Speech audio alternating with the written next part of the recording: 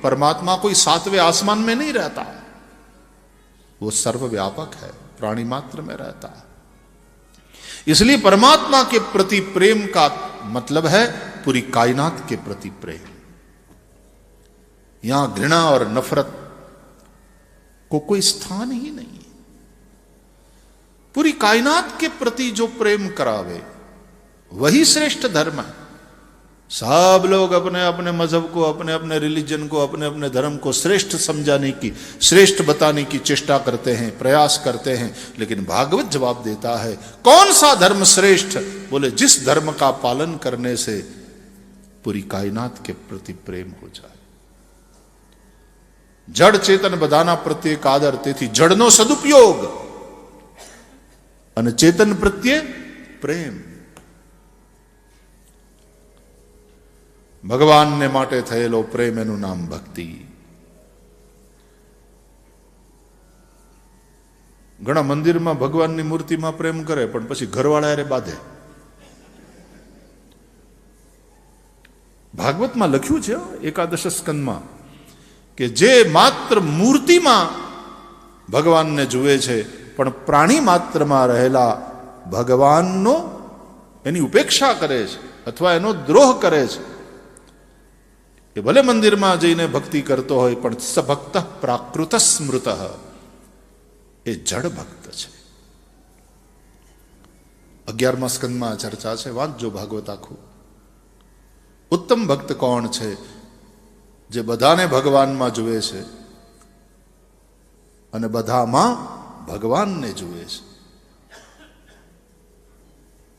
પ્રાણી માત્ર પ્રત્યે પ્રેમ રાખે છે। આ બધું જ ભગવાનમાં છે, ભગવાનથી બહાર કંઈ નથી અને બધામાં ભગવાન રહેલો છે। પ્રાણી માત્રમાં પ્રભુ બિરાજે છે। આવા ભાવથી જે બધાની સાથે પ્રેમ પૂર્ણ વ્યવહાર કરે એ ઉત્તમ ભક્ત છે। સિય રામમય સબ જગ જાની, કરઉ પ્રણામ ચોરી જુગપાલ। ભગવાનમાં પ્રેમ, તદ અધિનેશુ મૈત્રી, ભગવાનને અધીન છે એવા સંતો અથવા તો વૈષ્ણવો પ્રત્યે મૈત્રીનો ભાવ રાખે। પ્રભુના ભક્તો છે મારા સગાને સંબંધી,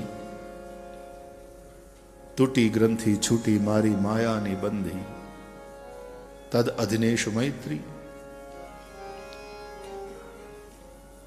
વિરોધીઓની ઉપેક્ષા અને અજ્ઞાનીઓ પર કૃપાનો ભાવ રાખે। સમધ્યમ, આ મધ્યમ પ્રકારનો ભક્ત છે। અને જે માત્ર મૂર્તિમાં ભગવાનને જુએ અને પ્રાણી માત્રમાં રહેલા ભગવાનનો દ્રોહ કરે, એની ઉપેક્ષા કરે, ભાગવત કહે છે એ ભલે ભક્ત કેવડાવે પણ સભક્ત પ્રાકૃત સ્મૃત, એ પ્રાકૃત, એ જડ ભક્ત છે। આવી ઉત્તમ વાત કરનાર આ સનાતન હિન્દુ ધર્મ મૈત્રી ભાવનું પવિત્ર ઝરણું મુજ હૈયામાં વહ્યા કરે। શુભ થાઓ આ સકલ વિશ્વનું, એવી ભાવના નિત્ય રહે। ગુણથી ભરેલા ગુણીજન દેખી, હૈયું મારું નૃત્ય કરે। એ સંતોના ચરણ કમળમાં મુજ જીવનનું અર્ઘ્ય રહે। જૈન મુનિ ચિત્રભાનુજીની પંક્તિઓ છે અને એમાં આ શ્લોક આમ પ્રતિબિંબિત થતા લાગે। તદ અધિનેશુ મૈત્રી, અને અજ્ઞાનીઓ પર કૃપા। દીન ક્રૂર અને ધર્મ વિહોણા, દેખી દિલમાં દર્દ રહે। કરુણા ભીની આંખોમાંથી અશ્રુનો શુભ સ્રોત વહે।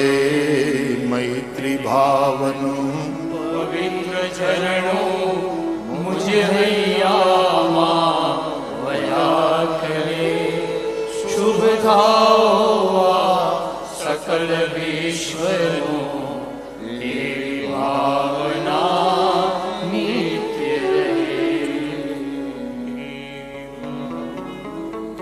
માર્ગ ભૂલેલા જીવન પથિકને, માર્ગ ચીંધવા ઉભો રહું। અને કરે ઉપેક્ષા એ માર્ગની, તો એ સમતા ચિત્ત ધરું મૈત્રી ભાવનું. પવિત્ર ઝરણું મુજ હૈયામાં વહ્યા કરે.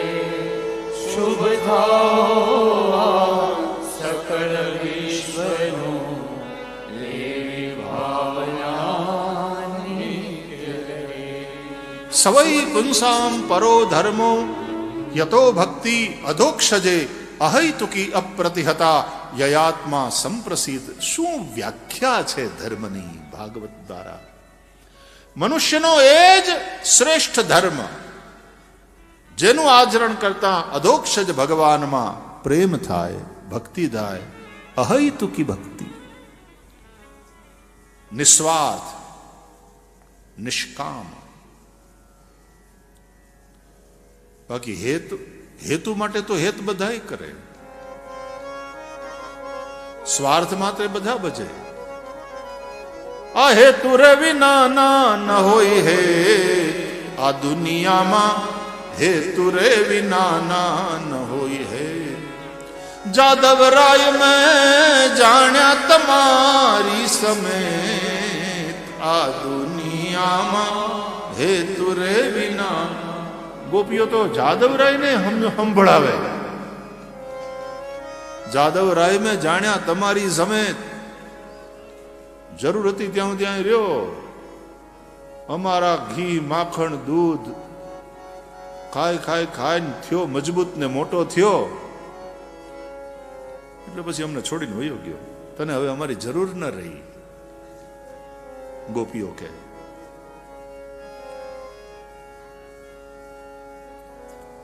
દુનિયાની કેવી રીત છે. પાટે બેસાડી એની પૂજા કરે ભાઈ, જ્યાં સુધી જીવી રે શકે. જીવતો હોય ત્યાં સુધી પાટે બેસાડી એની પૂજા કરે માણસ. અને મર્યા રે પછી એનો આત્મ આવે, મર્યા રે પછી જો એનો આત્મ આવે, તો તગડી મૂકે કહી પ્રેત. આ દુનિયામાં હેતુ રે વિના ના હોય હે, આ દુનિયામાં હેતુ રે વિના. મર્યા પછી એનો આત્મા કોઈ બીજાના ખોળિયામાં આવીને બોલે તો એને પ્રેત કહીને તો એ લટ કાપી લ્યો, લટ બાંધી લ્યો, લટ બાંધી મરચાની ધુમાડી આપો, શીશામાં ઉતારી દો. એ ભૂતને વશ કરો. મર્યા પછી જો એનો આત્મ આવે તો એને તગડી મૂકે કહી પ્રેત. આમાંથી કાઢો, કાઢો, આમાંથી ભૂત કાઢો.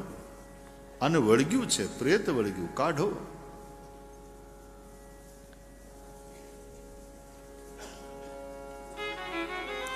નિષ્કામ પ્રેમ, નિષ્કામ ભક્તિ કરાવે એ શ્રેષ્ઠ ધર્મ.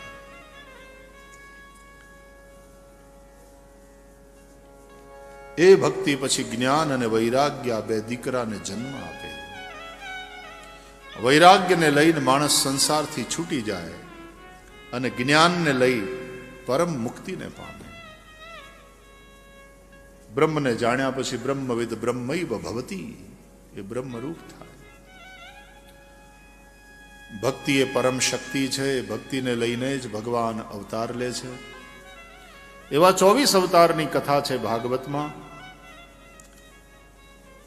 પહેલો અવતાર સનત કુમાર, બ્રહ્મચર્યનું પાલન કર્યું. બીજો અવતાર વરાહ,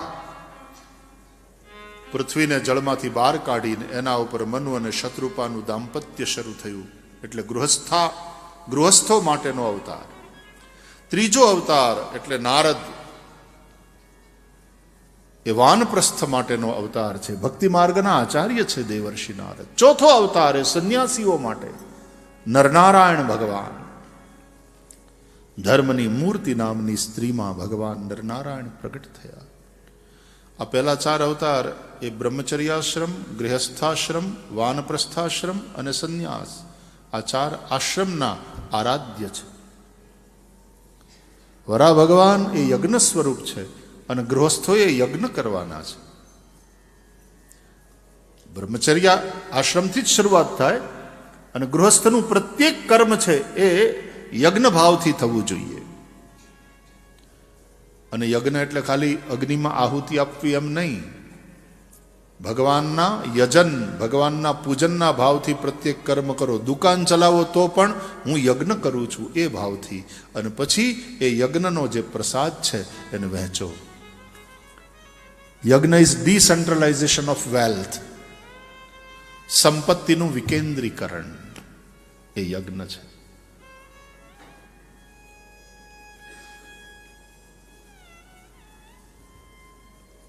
ભગવાન ભગવદ્ ગીતામાં આ વાત બહુ સ્પષ્ટ રીતે સમજાવે છે. સહયજ્ઞ પ્રજા સૃષ્ટવા પુરોવાચ પ્રજાપતિ અનેન પ્રસવિષ્યધ્વમ એષવોસ્ત્વિષ્ટ કામધુક દેવાન ભાવયતાનેન તે દેવા ભાવયંતુ વઃ પરસ્પરમ ભાવયંતઃ શ્રેયઃ પરમવાપ્સ્યથ.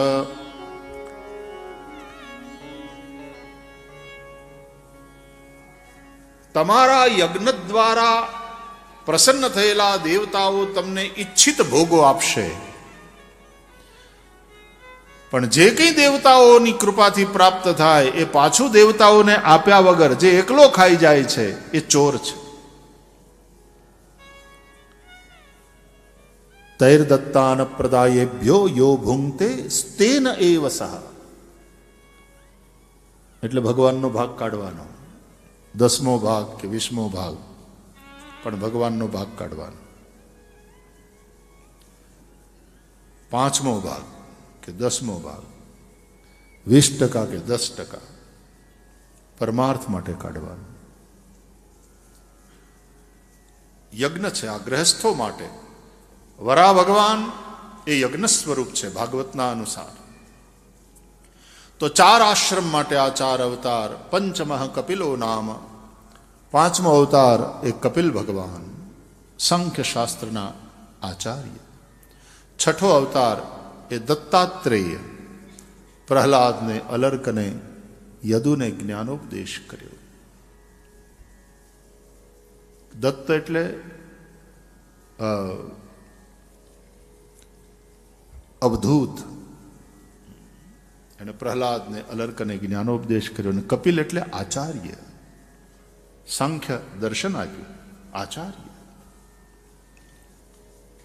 અને દત્ત એટલે અવધૂત. તમે એક એક અવતાર જુઓ. 8મો અવતાર યજ્ઞ અવતાર, એ પછી 7મો યજ્ઞાવતાર, 8મો અવતાર એટલે ઋષભદેવ.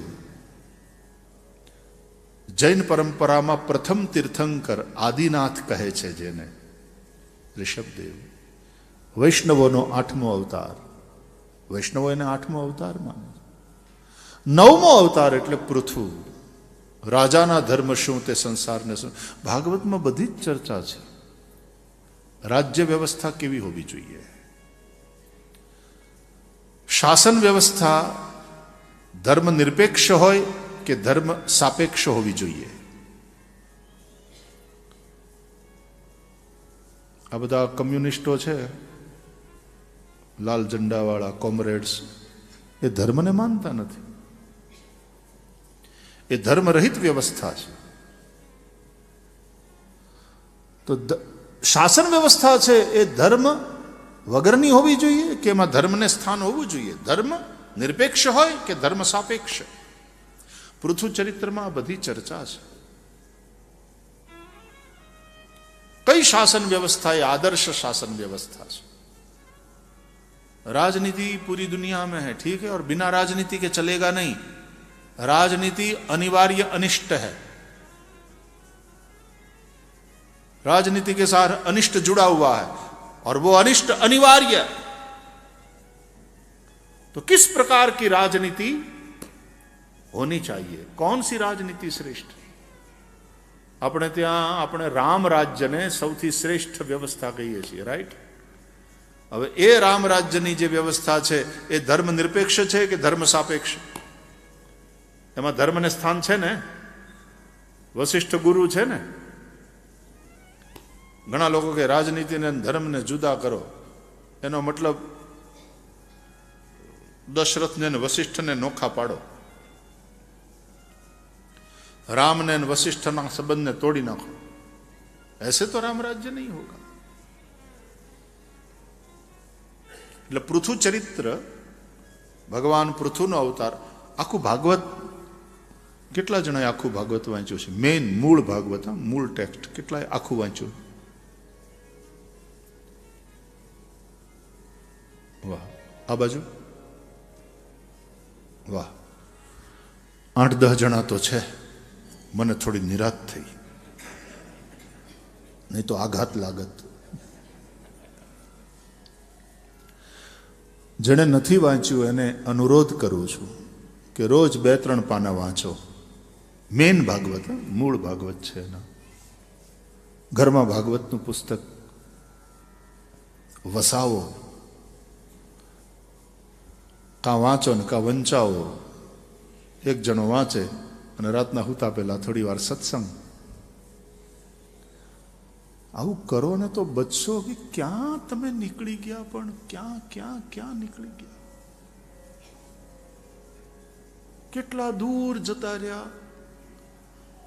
સારું છે મંદિર છે, સારું છે રવિ સભાઓ થાય છે, નહીં તો આપણે ખોવાઈ ગયા હોત. રોજ વાંચો. મેં કહ્યું ને, ગ્રંથાલય અને દેવાલય. ઘરમાં મંદિર પણ હોવું જોઈએ, નાનું પુસ્તકાલય પણ હોવું જોઈએ. અને પુસ્તકાલયમાં ચોપડા ખાલી સજાવવા માટે નહીં, વાંચવાની બુક્સ. તો વાંચો ભાગવત. મૂળ ભાગવત છે ને આખું વાંચજો. બિલીવ મી, કથા સાંભળ્યા પછી ભાગવત વાંચવામાં બહુ મજા આવશે. અને ભાગવત આખું વાંચ્યા પછી પાછા કથા સાંભળશો ને તો ઓર મજા આવશે કથામાં. પહેલી કથા કરતા બીજી કથામાં વધારે મજા આવશે.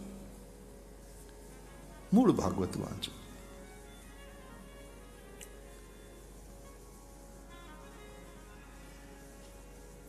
તો 9મો અવતાર એ પૃથુ. શાસન વ્યવસ્થા કેવી હોવી જોઈએ એનું માર્ગદર્શન. 10મો અવતાર મત્સ્ય. 11મો કૂર્મ અવતાર. 12મો ધન્વંતરી. ભગવાન ધન્વંતરી અમૃત લઈ અને સમુદ્ર મંથન વખતે પ્રગટ થયા. 13મો અવતાર મોહિની. દૈત્યોને છેતરી અને દેવોને અમૃત પાયું. 14દશમ નારસિંહમ. 14મો અવતાર ભગવાન નરસિંહનો. થાંભલો ફાડીને પ્રગટ થયા ભગવાન નરસિંહ નારાયણ. ભક્ત પ્રહલાદની રક્ષા કરી હિરણ્યકશિપુને માર્યો. થાંભલામાંથી નરસિંહ નારાયણ પ્રગટ થાય એનો મતલબ શું છે? આ પુરાણોની કથામાં કંઈક અદ્ભુત એવી રીતે કથાઓ કહેવામાં આવી, પણ એની અંદર ભર્યું તો છે તત્વજ્ઞાન. થાંભલામાંથી ભગવાનનું પ્રાગટ્ય, નરસિંહ ભગવાનનું પ્રાગટ્ય એમ બતાવે છે કે ભગવાન માત્ર ચેતનમાં જ છે એમ નહીં, જડમાં પણ ભગવાન છે. હિરણ્યકશિપુને જે થાંભલો જડ દેખાતો હતો એમાં પ્રહલાદને સુતેલી ચેતનાના દર્શન થયા. સર્વમ ખલુ ઇદમ બ્રહ્મ એમ જો વેદ કહેતા હોય તો પછી જડ કે ચેતન એ બધું બ્રહ્મરૂપ છે. જડ ચેતન જગ જીવ જત સકલ રામમય જાની. એ થાંભલામાંથી નરસિંહ ભગવાન પ્રગટ થયા. અને ફરીથી કહું, થાંભલો ભલે ને હોય, કોઈ પણ વસ્તુ એ પરમાણુથી જ બનેલી છે. અને પરમાણુ એટલે એનર્જી, એનર્જીનું જ રૂપ છે.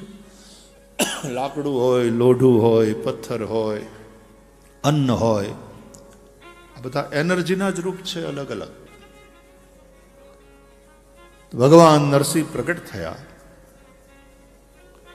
15મા અવતાર ભગવાન વામન બનીને પધાર્યા. બલિરાજાને ત્યાં યજ્ઞમાં ગયા. 3 ડગલા પૃથ્વી માગી. 2 ડગલામાં બલિનું બધું લઈ લીધું, 3જા ડગલામાં બલિને લઈ લીધા.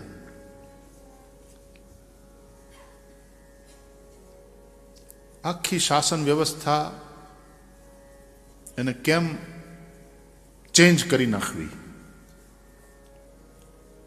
આ જે વામન ભગવાનની લીલા છે ને એનું પોલિટિકલ બેકગ્રાઉન્ડ પણ છે.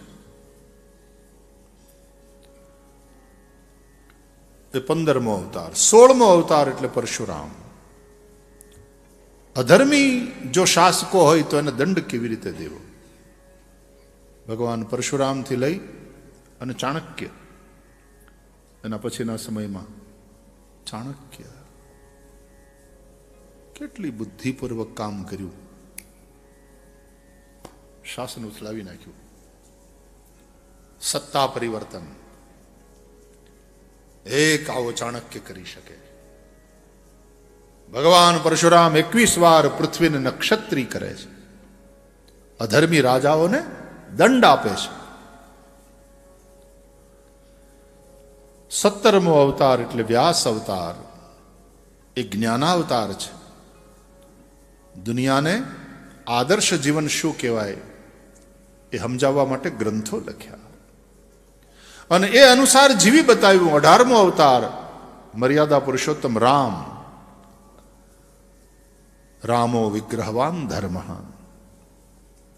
એટલા માટે રામાયણ એટલે આદર્શ જીવનની આચાર સંહિતા. 19 અને 20મો અવતાર યદુકુળમાં બળભદ્ર અને શ્રી કૃષ્ણ. 21મો બુદ્ધ. 22મો કલ્કી થશે. કલ્કી થશે, વાર છે, હજી વાર છે. કલિયુગના અંતે હજી વાર છે.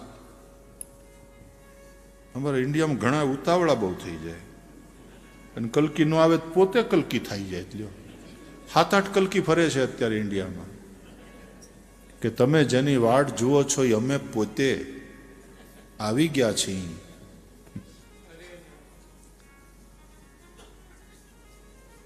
કલ્કી થશે. એ કળજુગ ઉથાપી સતજુગ થાપશે. 22 અવતાર. એમાં હજી હયગ્રીવ અવતાર, હરિ અવતાર. અવતારો તો અસંખ્ય છે ભાગવત અનુસાર. અવતારા અસંખ્યેયા. એમાંથી 24 એને તારવ્યા મુખ્ય. એમાંથી પાછા 10 અતિ મહત્વના એટલે દશાવતાર. 10 અવતાર. ડોંગરે બાપા એમ કહેતા કે પરમાત્મા શબ્દ જ 24નો આંકડો બતાવે છે. તમે ગુજરાતીમાં લખો ને પરમાત્મા તો પ લખો એટલે 5 થાય. અક્ષર અને અંક એક થઈ જાય છે. પ 5 ર એટલે બગડે 2. માં 4.5 અક્ષરની રીતે માં, મને કાનો માં. અને અંકની દ્રષ્ટિએ આમ ચોગડો કરો પછી 1 લીટો કરો એટલે 4.5. ઓલો કાનો કરો ને બીજો લીટો એટલે 4.5. જૂના દેશી નામાની પદ્ધતિ. પ ર માં પછી ત અડધો 8 અને પાછો માં એટલે પાછા 4.5 એટલે 5 + 2 + 4.5 + 8 + 4.5 ઇઝ ઇક્વલ ટુ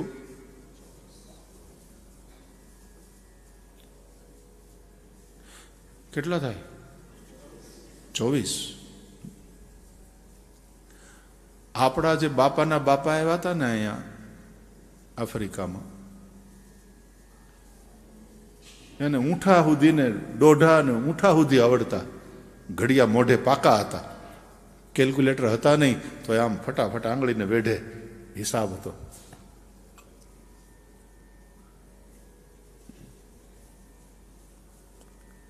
ધાડ નારણ કે 5 દોઢે 8.5.